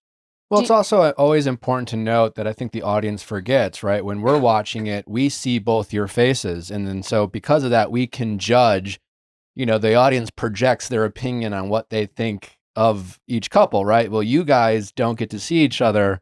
And, obviously there's so many conversations you guys are having that we don't get to see. Speaking of that, obviously you mentioned that the kind of the phone sex scene seemed to be a reaction from her feeling like she upset you talking about her ex-boyfriend. I thought that was a little confusing, and obviously we know that things are edited or maybe lost in context, but can you walk us through just how she went about actually telling you? Because it really, she referred to this person as her ex, but it really seemed clear that this person was very much in the picture. And I was confused because her big thing was, I don't want to talk to him at all. And you seemed a little uncomfortable with that response from her, because I'm thinking, well, if this person was in your life at all, if we are going to get engaged, not that I want you talking to them, but I want you, this person's going to reach out to you. They're obviously waiting for you to get out of the pods. And when they reach out, I want you to set a boundary with this person and make it clear where you stand. And she kind of acted like she was even too afraid to face the guy. Yeah, that's a great question. I'm glad you're reading the situation really well. So this is probably a few days after Anna left. So okay. It's just Kacie and I, and we don't have anyone else here. It's her and I. We're slightly trauma bonding. We're having really good conversations, and I'm basically just grilling her. I'm asking her to see if she really wants to get married. And she's like, I do, I these quote unquote fuckboys have been breaking my heart. And Patrick, you seem like a genuine guy who's going to take care of my heart. You seem like a genuine guy who's going to take me to the Nuggets games, take me traveling, stuff like that. And I want to. She's like, you just need to trust me. There's that. I don't know if there's a scene where she tells me that. And I'm like, how can I go into this in a distrustful perspective? So I was like, I trust you. Yeah. I was like, if you want to do this, then you got to take care of what you got to take care of when we get back to Denver. I'm going to trust you to do that, because I'm not going to tell you to do anything. I don't control you. I don't control that, but I hope that you do the right thing. And if you do, I'm be really happy, because that would be awesome. That means we're building a trustful relationship, because you got to go into a relationship with trust. If you're not, what are you doing? Right. Yeah. They did air that part. and I actually clocked it because I thought I said something to my wife, Natalie. It was like, I think it's weird when someone says, you need to trust me. Is it's almost like a demand as opposed to like a request of like, trust is earned. But she was just like demanding your trust, which was just like a weird way to deliver it. You need to trust me is a lot different than you can trust me. Yeah, that's a really good point. Also, you were that is different. You were pretty hesitant to, I mean, and understandably so, because this is the complete point of the entire show, but to like tell her where your parents are from. And you could really see that hesitation, and you could really see that she felt the hesitation, and yet she still wanted to like push and get you to say it. Do you regret saying that? No, the thing about that scene that is a little out of context is because she's giving me her insecurities, and I'm giving my insecurities back. Okay. And it's just kind of painting it to where it's like I'm just being insecure, but in reality, we're sharing a lot of emotional info. Gotcha. Okay. I don't regret it because like for me, I went in the show and I wanted to eliminate all factors, but then it got to a point where it's like if I'm going to ask somebody to marry me, they're going to have to know my cultural background in order for me to build a deeper connection, because like my mom's from Cambodia, my whole family's from Cambodia, so it's meeting my parents would be a cultural shock. So I'm like, I don't think it's fair to like ask somebody to marry you if they don't know at least somewhat of my background. So that's how I felt about that. Gotcha. So let's get to the engagement portion of it and how that all went down. Obviously the reveal is always like wonderfully awkward for the audience, and so it's like this weird moment. But at the time, given that there's always nerves, it really seemed like, I mean, I guess my point is we've seen more awkward reactions and where you'd be like, I don't know, this person's not into this other person. But I honestly didn't really pick up on that when you and Kacie met. But again, from your perspective, especially now as you think back, that first reveal where you guys first met each other face to face, was there anything that you now look back and picked up on that might have like giving you any like clues that she was starting to get hesitant or was questioning how she felt about you? Yeah, I mean, I think the biggest clue, and I'm glad they showed it, was me walking back into my little abode, and I'm looking back, and she's just not even there, and that was the one that kind of triggered the red flag in me, like, okay, maybe we need to slow this down. But like you said, we're like really caring about each other. I mean, outside of the physical stuff, we're really caring about each other emotionally. So it's like we're hugging each other and we're just like, man, I can't believe I'm seeing you for the first time. And like, I think a lot of adrenaline is just pumping, and we're excited, and there's still a bond there. So it's like, I'm sure she was probably just overwhelmed with a ton of emotions, but at the same time, I'm sure she was like, okay, he's not necessarily like my type. So this is like a lot because I care about him. But yeah. Was watching it back the first time you heard that she told producers that she was not attracted to you, or did she tell you maybe once you got back to Denver, or did she tell you at any point that conversation was had? I love that question. No, I literally did not know that there was background footage until about a month ago. Oh, what happened a month ago? Yeah. Were you given a heads up? Oh, yeah, they just gave me a heads up. Oh, okay. But like, I mean, that's a year and a half later, which is crazy to me. Wow. Well, speaking of the breakup, yeah, I mean, what is your opinion having watched that scene?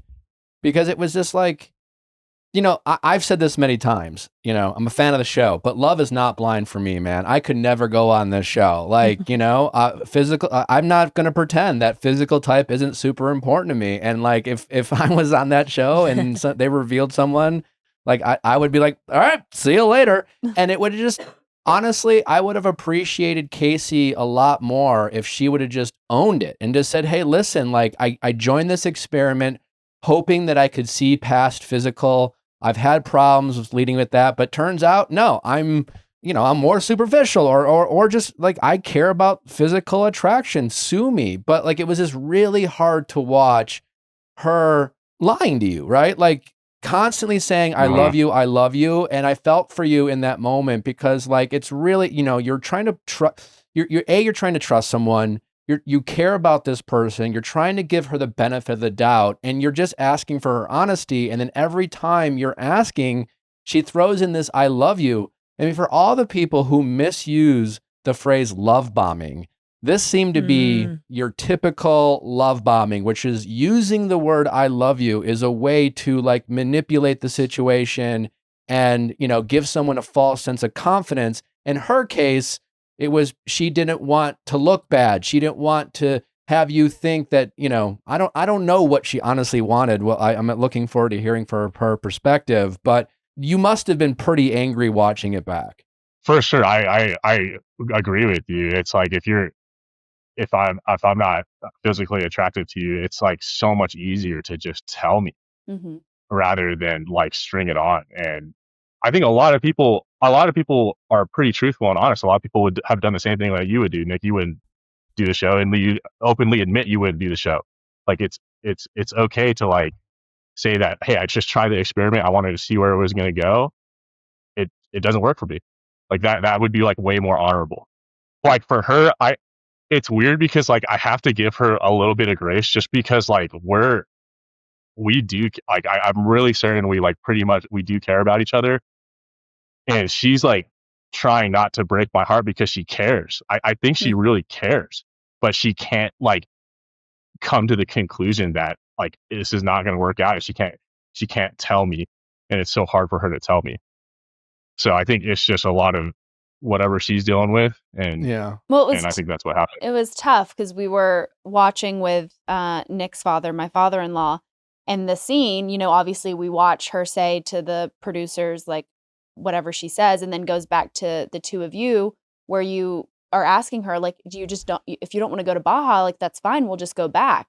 And Nick's dad was like, he's really just not picking up what she's putting down, like he's just not getting it. And Nick was like, no, she's lying to him, like she's not telling him the truth. And so that's why you were like, oh, we'll just go back to Denver, it's fine. You don't, she said several times like, I just don't want to do the show, it's about the show. Yeah, because and again the audience, we casually watch it, and my dad was kind of taking for granted that they're cutting back to scenes of Kacie talking to producers, and like in our subconscious brain we think that you also have the benefit of seeing that, Patrick, and you know, knowing how this shit all comes together. Like my heart went out to you. Yeah. I really want to know from Kacie, because like, listen, I get it. Like it's tough.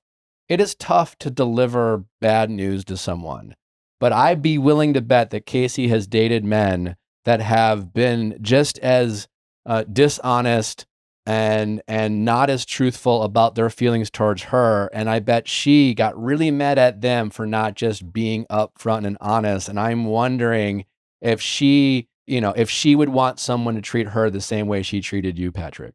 Yeah, for sure. I mean, that's for her to answer, but yeah, I mean, I'm glad you read the situation well, Nick.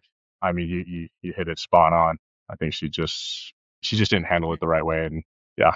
Have you spoken to Kacie since? I know, and I guess you'll have to see the teaser next week as far as what actually happened afterwards. You haven't seen her in person since filming, period? No, I did see her. I saw her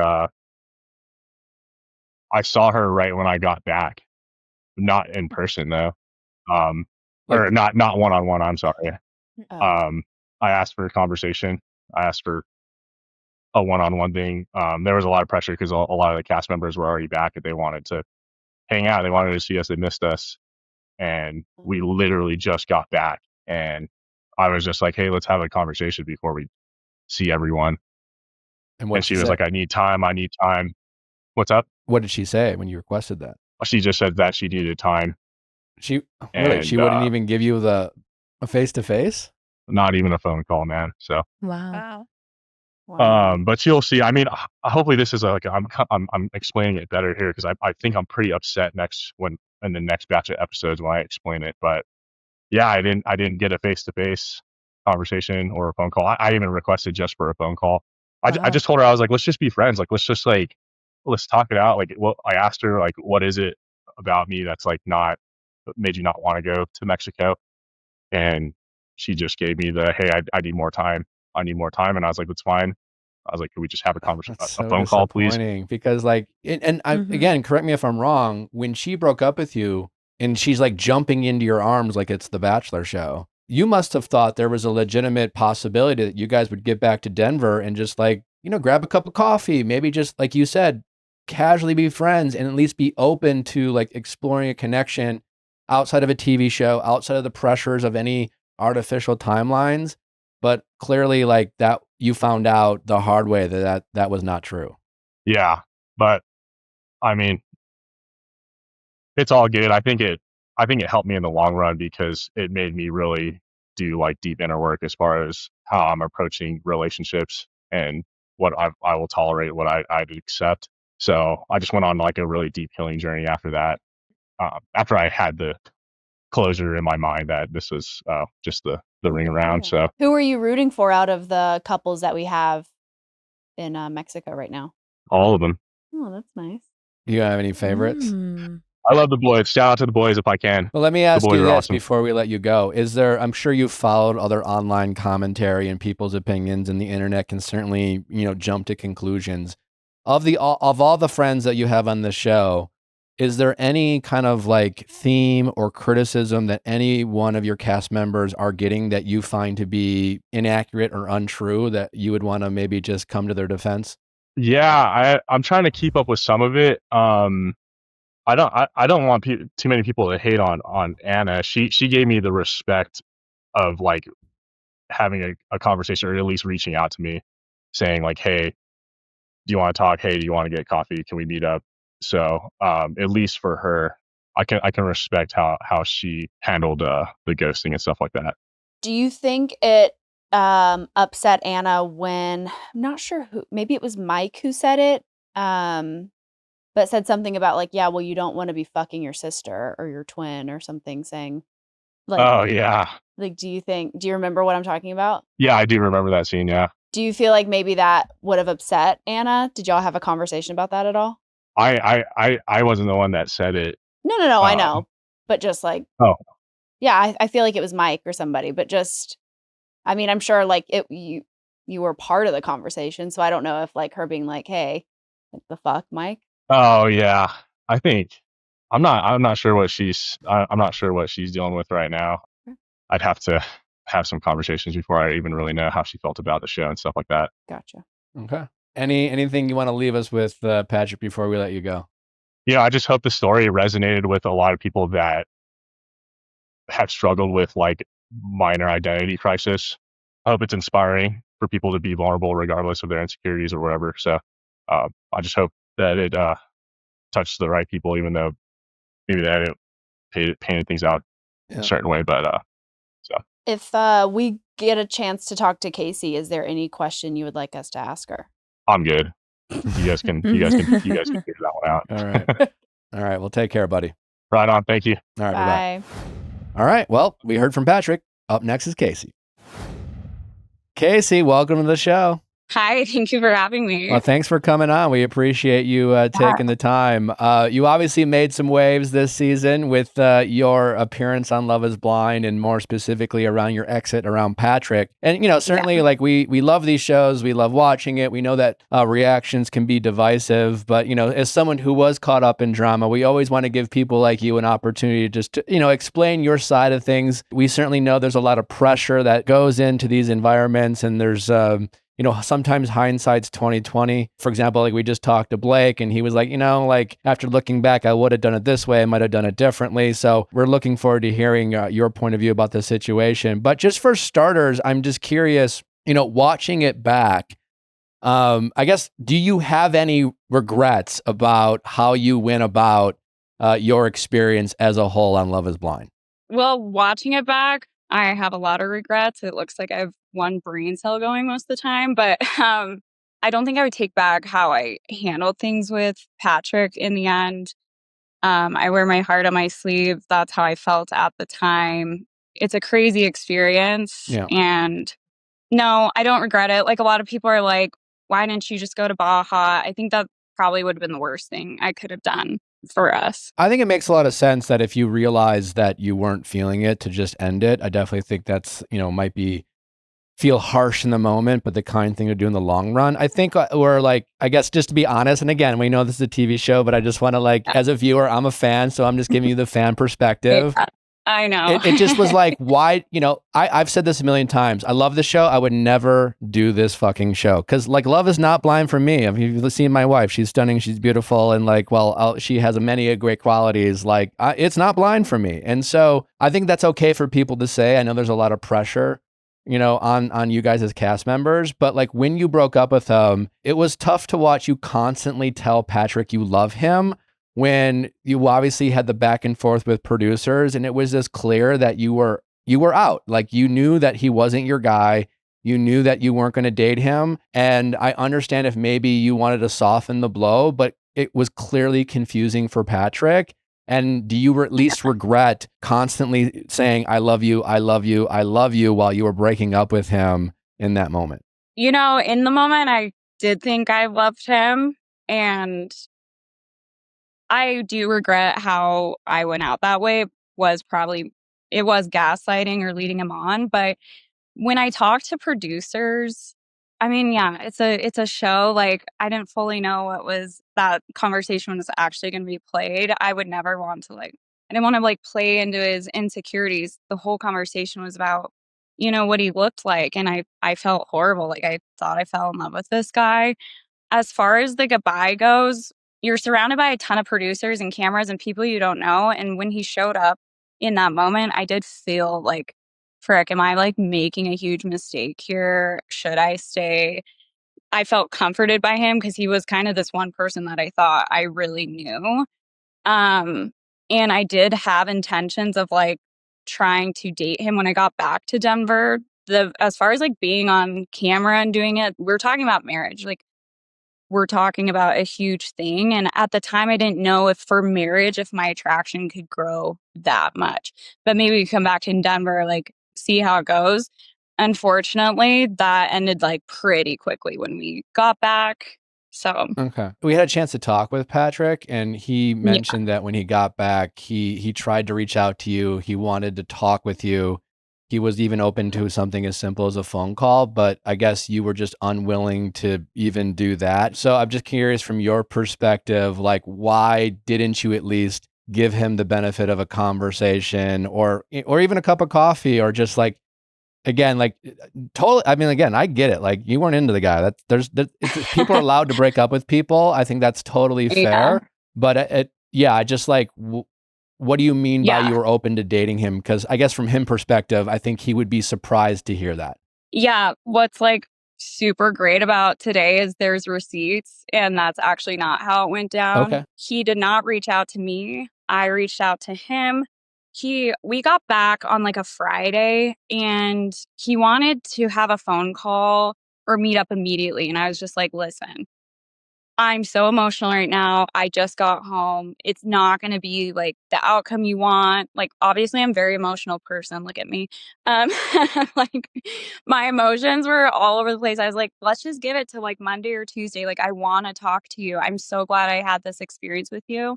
Him claiming he reached out and stuff, that's just not true. And then I heard he went to the group event and said it would have been Anna. And then I was this is not my love story. I'm kind of glad I did what I did, because watching it, you don't really even see us falling in love, which was kind of sad, because I kind of wanted you kind of want to see that part. All you see is I'm good at mini hoop, but I just watched and I was oh my gosh, I had no idea he had this what seemed to be a different real love connection with Anna. I mean, I thought we were just us pretty much till the end, and then but I wanted to meet up with him. So you're saying that you wanted to meet up in person, he didn't want to? No, he at first did want to, but then he texted me respectfully, he just wants to be friends. Because you said wait till Monday or Tuesday, I need some time. Yeah. Gotcha. Yeah. We unfortunately, when we all got back, our group, we actually all were pretty close for a while when we all got back. And we all were going to hang out and went out to Denver. And I saw him there. I was I'll see you tonight, and then we can talk, Monday or Tuesday. But let's just try to regroup, go see people who know what we went through, and we'll talk about it at a later time. And what was that night like? It was not great. Like, he came up to me, first thing he said, like, "Hey, ex-wifey," and I was like, "Oh." Coming out strong. And he was very hurt. Like, I could see, like, we're both just very hurt. I feel horrible. Like, I wanted to find love too. He wanted to find love. It was not a good night. I ended up leaving. I was just like, I'm just going to let them do their thing. I'm going to go home. Yeah. I followed up with him on Sunday. "How are you doing?" I did not ghost him. I did not respond to the last text because at that point, it just felt like something else was going on. And turns out it was. What else was going on? Yeah, what else was going on? I guess watching it was just like, oh, I was like second choice. Yeah, I can see why you might feel that way. The experiment didn't work for me. Yeah. I found out, actually, I guess love isn't blind. And like attraction matters to me more than I thought. Can I ask a nosy question? I know you mentioned there was like a guy you were dating before the show. And he was a TikToker. Like, are you not allowed to name drop or like give us a little tea? Did you guys rekindle? No, we didn't. That's like another thing. I'm not gonna name drop him because we don't need to give him more airtime here. But does he have a big following? I wouldn't say it's like that big. He thinks he I does. don't know. Yeah. But no, I didn't. That's another thing is everybody's like, you had a boyfriend on. I didn't. Like, at all. I will say I was a little confused, and I said this to Patrick because, and again, maybe this is just editing, who knows, but like it seemed clear that whether he was your boyfriend or ex-boyfriend, that in some way you were still in communication with him, which is like from Patrick's point of view, it made sense why like he would be uncomfortable hearing that. And it seemed like you were trying to put his mind at ease, but honestly, like it kind of came across as like, why wouldn't you, like, let's say you ended up together with Patrick and love was blind and you guys, you got back to the real world and you're still together. Why wouldn't you want to reach out to this person who clearly seemed to be waiting for you, so to speak, to just say, hey, I found love, like we're done and, goodbye. As opposed to you kind of adamantly being like, I don't want to talk to him. I don't need to like communicate anything to him. What did you mean by that? Or why did you choose to go about it that way? Yeah. I mean, watching it all gives me the ick too, but I just didn't feel like I needed to fully talk to him again after all of it. The weird part about it is you don't find out you're on this show till a week before you're going. So you are still living your life of like, I'm dating or I'm talking to people, but like, am I going to cut everything off that I'm doing in my real life for a maybe I'm going to go on this show? Yeah, I guess to say like there was communication with him before, after I didn't feel like if I found love, like he's probably going to find out some way or see it. Or what was the dating show that he wanted you to go on? There was another dating show that, there was like Married at First Sight, which looking at my experience just went, thank God. That'd have been even crazier. This one at least gave you the opportunity to say, no, I'm good. Thank goodness. And then there was another one. Gosh, I think it was called like International Love. I don't even think it ever went down. That show exists. It does. Is it the one with the soccer players? Oh, that was good. You should have done it. Is that Peacock? It's a real thing. Yeah, that it's show. on Peacock. Yeah. Oh yeah. No, it was that show. Oh yeah. my gosh. What was going through your head during the phone sex moment? Oh gosh. Yeah, well, before you answer that question, I want to ask it because like Patrick alluded to this. I think he for some people watching it and Patrick as well, he seemed to take it as watching it back where like it followed the conversation about the ex-boyfriend and he suggested that and I think for a lot of people watching it, they thought the same thing, that you were kind of using sex as a way to like ease his mind or kind of bring him back into the fold after he was a bit triggered by the conversation about the ex. Right. Yeah. If I could take like anything back in my life, it would be episode 4. Okay, fair enough. Like my family's freaking Mormon, Oh, and wow. my mom works a cute little mall job on the weekends, and they're like, "We saw your daughter." I'm like, "Uh-oh." So it's pretty embarrassing. I don't know how that was clipped, to just like being honest. Maybe I was trying to ease his mind. You're also in a pod for like 10 days. You're lonely. Horny. You're drinking. Yeah. You're horny. You're tired. You think you're like falling in love with this partner, which like, hey, sex is a big deal in a relationship. So yeah, maybe I like jumped the gun on that. I don't know if it was like a way of getting him or keeping him. It was just kind of how I was feeling at the time. There's a whole sex/passion day. So like it's talked about a lot. Unfortunately, mine just got freaking aired. Yeah. Well, you and Nick, he seems to be kind of a freak. Oh yeah, and Nick, I heard like the carpet thinger. Yeah. But yeah, unfortunately, that will forever live on Netflix too. Yeah. So I've said worse. My parents have had to endure worse. You'll be fine. Do you regret throwing some shade towards Chelsea from a few seasons ago with the Megan Fox? Yeah.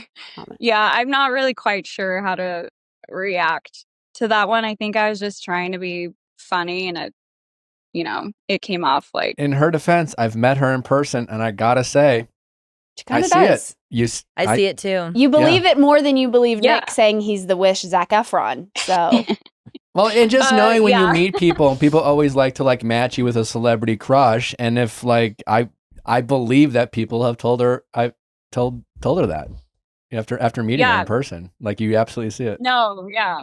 I'm sure I actually never even watched that season, because when we were going through casting, that season was going on. And it was just a little like traumatizing, I don't know, for some reason to watch, but everybody was talking about it. Yeah. okay.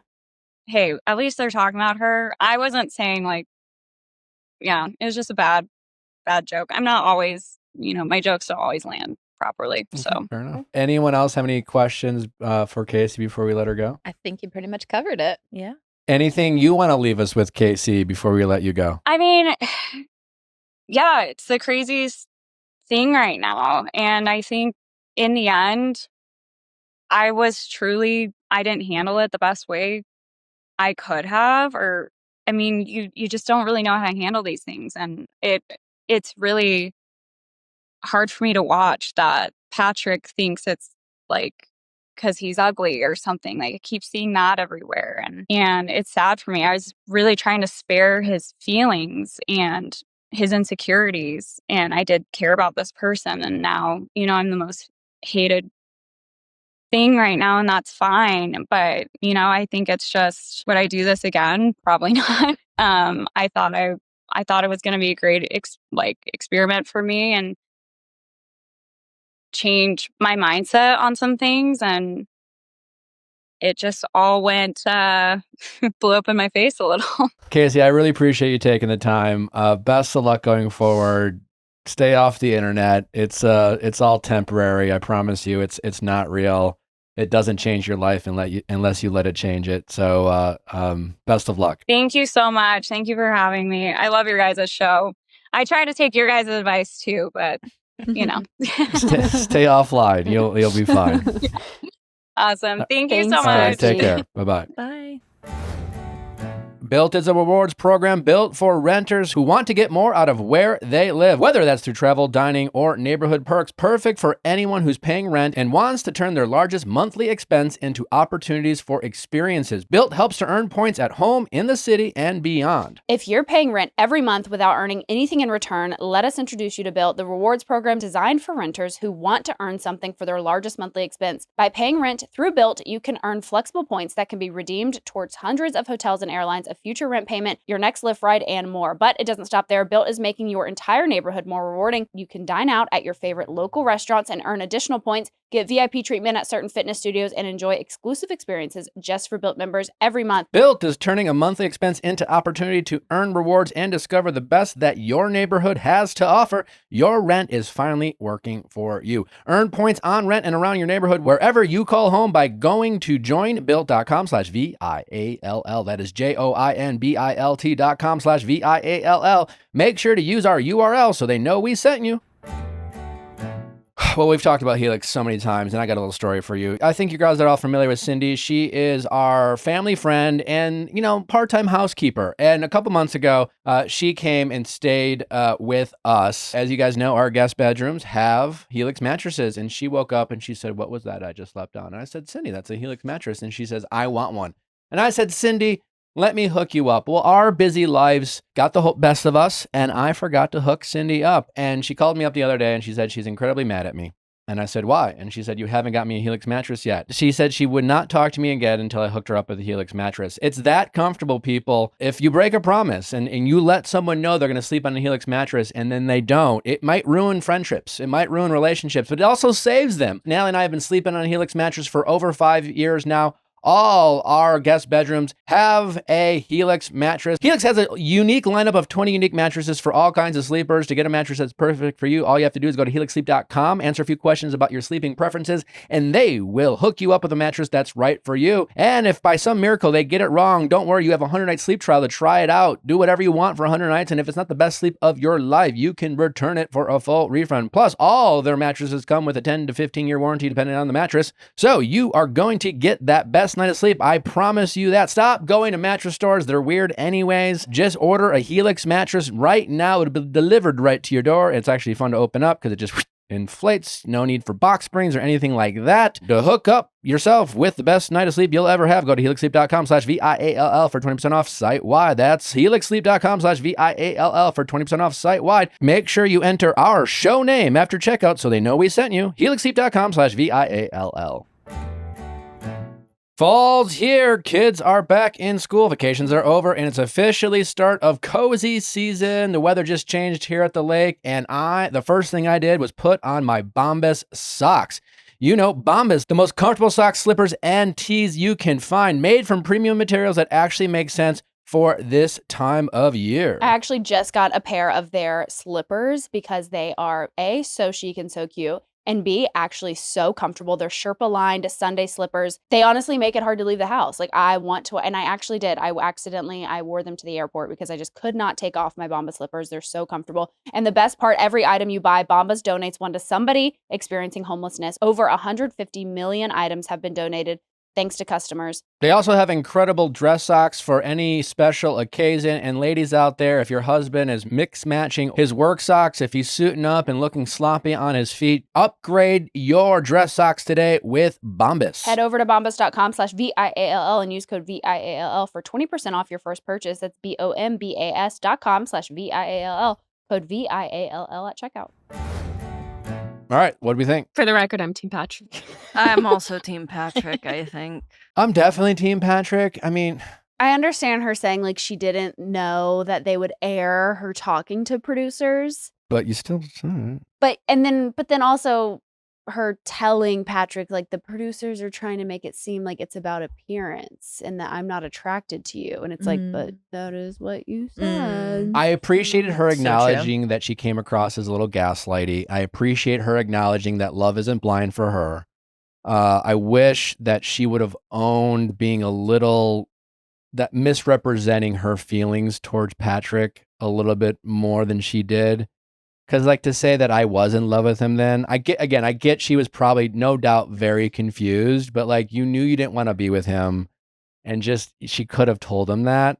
But also, people, like, chill the fuck out online. Like, like, all of you have done some version. You've all been Patrick, you've all been Kacie, so maybe just chill the fuck out for all the people who are up there saying crazy shit online. Yep. And, like, you're asking somebody in a course of, 10 days to spend the rest of their life with someone. Like, it's okay to decide that maybe this wasn't the best decision. Like, if I were on that show and that wall came up and I wasn't attracted to them, I'd been like, no, absolutely not. Yeah, I was going to say, honestly, like, Nick, at least you have the awareness to be like, I would never do the show. Yeah. But for me watching it, I was like, I wish I could be there. And I know producers aren't supposed to, like, I mean, they stir the pot, but I'm like, I wish I could have been a producer and been like, give it a shot. Like, you fell in love with this person in the pod, and, like, every single person that comes off this show says the first interaction is not, like, there's not chemistry. It's weird. You're placing a voice to a body. Even if that person is attractive, you're not finding them attractive most of the time. Yeah. So I wish that she had just, like, kind of given it a shot, and maybe that could have grown. Hold on. I hear what you're saying, but, like, every season it starts with Nick and Vanessa walk in and greet the people, and Nick, it's always Nick asking, is love blind? Like the show is based off the question, if it is. It's not, we found a bunch of people who are 100% convinced looks don't matter to them, so we're testing it out. That's not how it's framed. It's framed as if it is. They're all asking themselves if they can get there. So I don't think there's anything wrong with one or two people being like, yeah, absolutely not. Can't do it. Not for me. I just wish she would have just been a little bit more upfront and honest. I agree. I would say, yeah, if she's going to exit, I would say don't blame it on like I can't do it because of the TV show. I would just be like, own this. And I think her not trying to make it about his looks made it worse, because then it's like you're hiding it. So it's like she could just say, I fell in love with your heart, but like physically, I know I can't get there with you, and it's nothing to do with your ethnicity or whatever. It's just that I'm not physically interested in you. That would have been like a great way to say. Yeah, exactly. Yeah. Well, I mean, obviously, like when we interviewed her, she recognizes the heat she's getting, and she seems to be like owning it.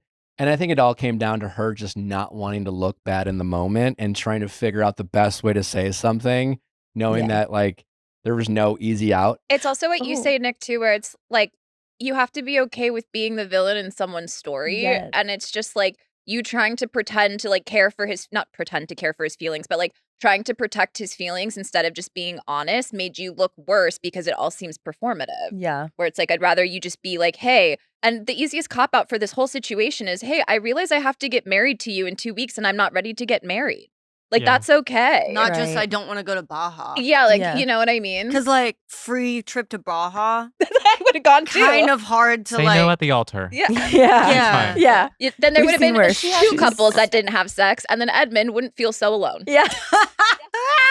All right, let's do a little Housewives of OC. We will get into the Miami reunion, which everyone's buzzing about, as well as Real Housewives of Potomac. We're going to check that one out this season. That will be on Thursday's episode of Reality Recap. I loved this episode. I don't know. I was clocked in. Well, if you're not clocked in, here is a rapid recap of the most recent episode of The Real Housewives of Orange County. We're back in hell, which is Orange County. Tamara is still trying to win Shannon back and plotting ways to destroy Gretchen. Also, Jen followed the guy in the boy band Tamara allegedly fucked. Shannon broke her readers and is still wearing them. Symbols are everywhere for those with eyes to see, etc., etc. Heather is here to remind everyone that she takes sketch comedy very seriously. Jen's son gets an angel number tattoo to prepare for the Marines. Then he almost passes out. God bless the troops. Gretchen loves that she's not invited to Tamara's spring fling party.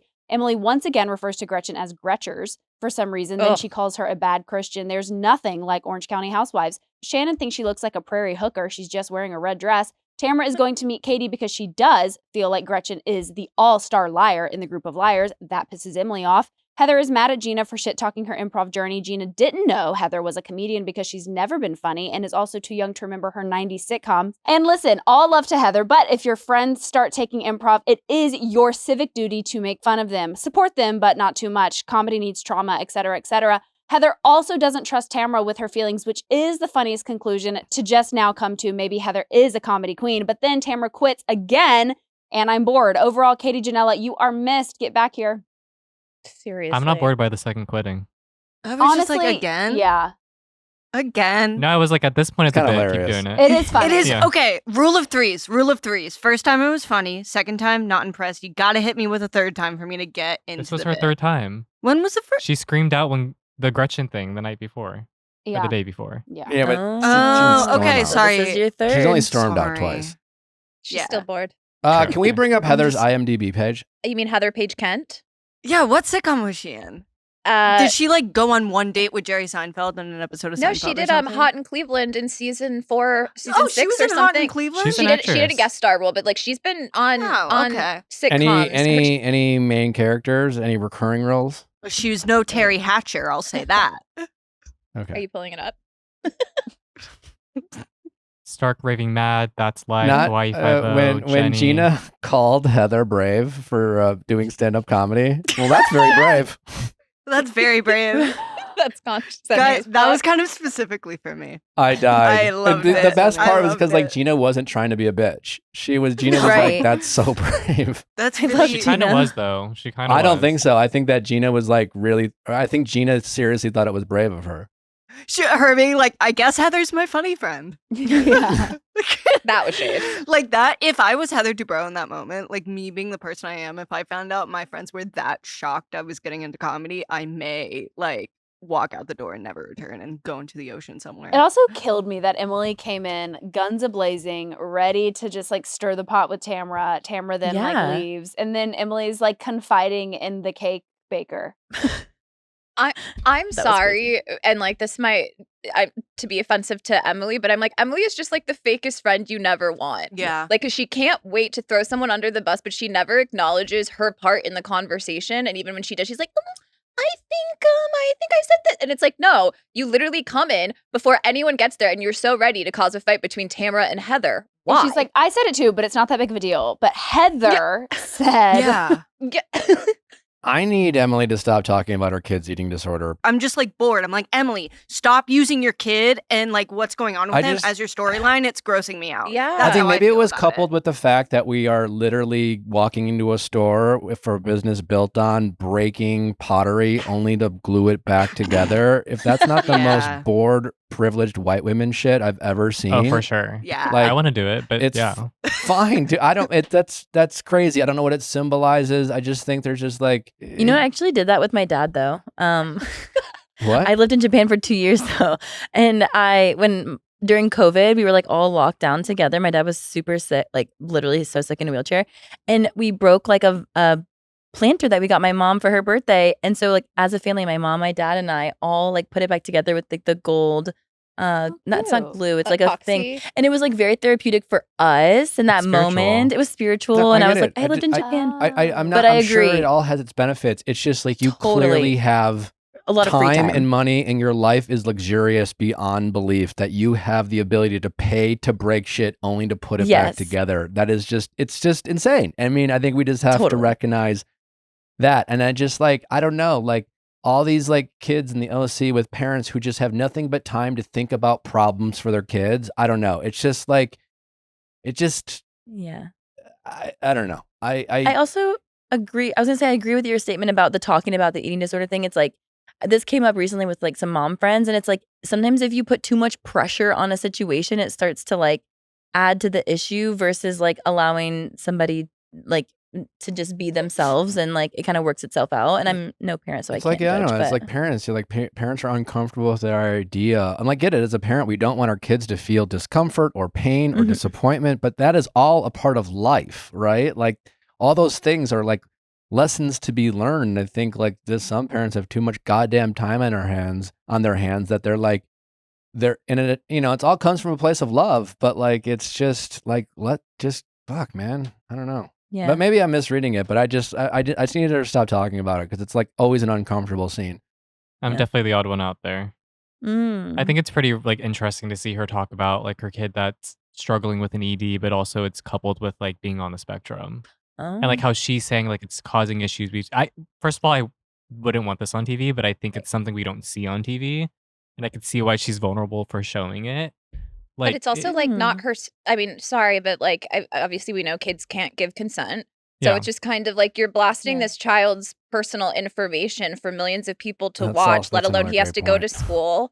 You know, so it's like now we have a bunch of people who shouldn't know his medical records now hearing from a mom's point of view, let alone that the mom is kind of making this about her and how it's affecting her and her relationship and all this. I'm like, I just don't think you need that broadcasted or like the kid doesn't. And it all comes from a place of love. One of my best friends, I've met his parents, love his parents. They're great parents. They have a great relationship. But like when he was in high school, like, I don't know what he was going through. He was an eccentric person. He was an eccentric kid. And he was put on all this crazy medication and sent to like off into the woods and whatever. And like, he was like fine. And like, all he had to do was just like grow up and get off, you know, like, and he was put on a bunch of shit that he shouldn't have been put on because like he was just a little bit of a weirdo. I don't know. I think it was crazy that Jen followed the boy band guy. Yeah. It was just random. Like what? And her reasoning makes zero sense. In her defense, she follows like 3,000 people and I'm one of them. And I don't think she follows me because we've said nothing but nice things about Ryan. Oh. I just want to know who the boy band guy is. I do. I think I know. Who? Well, I mean, should we Allegedly, take it out? who do you think it is? Allegedly, it's Jeff Timmons from 98 Degrees. Oh, that's interesting. So not Nick Lachey, but the other lead singer from the boy band 98 Degrees. Copy. And honestly, like the ending of this season is really interesting for me because you know how against Tamara I was last season, and it's just kind of like watching the Gretchen of it all, and then it's just Jen acting like a deer in headlights, being like, "What do you mean? Like I followed," and then it's like her ITM is like, "Well, I just wanted to see in case he saw that I followed him and he wanted to tell me anything." That made no like sense. that is such a weird thought process. Right. Yeah. That you're like, oh, I hope he wants to talk shit about Tamara because he'll see my blue check mark and then Google me and see that. Because do you think he's sitting here watching Orange County hoping that he gets brought up? But don't you think it's possible that Jen doesn't understand how Instagram works and she thinks she has to like follow people in order to follow them? I think it's safer to say Jen doesn't understand how housewives work than it is Instagram. Also, there's like the photo shoot of Gretchen and Slade and their kid was just with the bunny. weird. They look So- cute Oh my though. I kind of liked it. It's giving a family who purges. They teach their own, you know? I just, I don't need to see that. You know they were Easter photos too. 100%. 100%. Gretchen, The bunny. Like if you're doing it to be funny, haha. If you're doing it like they were doing it, weird. Did nobody grow up taking like Easter photos? No, we were too poor. You had a family? That's nice. I did it. My family comes with its own trauma, but we took Easter photos, but it was like at church, and then occasionally there would be. Well, your an dad Easter was a bunny pastor, there, and so I that always only got makes sense. Yeah, but then when the Easter bunny would come, I would get so scared because to see. First off, those costumes always smell bad, and when it's a grown man in a bunny suit, it's just like not. Well, that's good. different, yeah. Anyway. Also, if I have to hear Emily refer to Gretchen as Gretchers one more time, So I bad. will lose it. Like, why? And I will say that Jen this season is kind of one of my least favorites, so I tend to fast forward any like segment that's like her and just like her kids or something. But it was really weird to me how this tattoo shop where did Dawson have a seizure or they said he was passing out? Yeah, it looks like that's he was what I going to, thought, yeah. but clearly That was it seemed like a crazy. normal thing Yeah. because the tattoo artist seemed pretty Well, unfazed just and get like it was a rubbing. regular thing. Yeah. That was probably the most crazy thing for me to watch because I was just like, I feel like a medical professional should be necessary. I've never once heard of like passing out I to have. like, Oh, but like no, he yeah. got like stiff. No, The he started seizure. shaking. The seizure part was where I was like, wait, this is And more they're gonna acting pass like this out? is normal, but they're also like on camera. I guarantee they're like, just keep it cool, just keep it calm. It will be Right. over. I I think think it is they're more normal. trained when you become a tattoo Yeah. artist to like because I think that is a common reaction. You know, and every time I've gotten a tattoo in like an actual tattoo facility and not like from a friend in my house, it's been very much like, have you eaten today? Like what, you know, have you had any alcohol? Like there's a lot of like questions that you have to fill Right. out. And I think he clearly is a young kid. It was his first tattoo. You do get like hot and sweaty before you pass out. And he had no, you know, he was already sitting down. So he really had like nowhere to like fall down to. So I think that's kind of why he had the reaction that he had. I don't think it was like Okay. a seizure or like epilepsy or something. I think it was genuinely just a pass out. Because he came back to and was like, well, I'm good. I'm awake. Yeah. I'm fine. It still was weird that they aired it. I would have loved. To take it out. I Definitely agree. weird that they aired it. Yeah. We could have definitely gone without it for sure. Especially knowing he's going into the Marines. Yeah, don't you feel like the I'm Marines are kind going to of see that and scared. be You're like, like, yeah, I don't no know, thanks." not for us. Yikes! I know. I just he's like gonna get it's just more like hated. I hate that all these housewives in various franchises have this golden rule that you don't talk about our kids, but like to Sierra's point, they all use their kids. It's not all of them. Mhm. Many of them use their kids, and it's all if it's like you know the way like I don't know, like Meredith, like I don't know, it's fun to see her family, but I just don't want to see their trauma or like I don't know, it's just a little uncomfy. Anyways, that's going to do it for us this episode. We got a jam-packed episode for you on Thursday. Madison from Love is Blind joins us as well. We also will wrap up any commentary about the first batch of episodes. We will tackle the first episode of the second batch on Thursday and save the rest for the following Tuesday. Heavy bravo on Thursday's episode of Reality Recap. We got Salt Lake City. We got Miami. We'll get into the first episode of the second batch of Love is Blind. We got Potomac as well. Madison from Love is Blind is going to join us. I'm sure we're forgetting something. It's going to be jam-packed. Don't miss it. And I think that's it. We'll see you Thursday. Bye.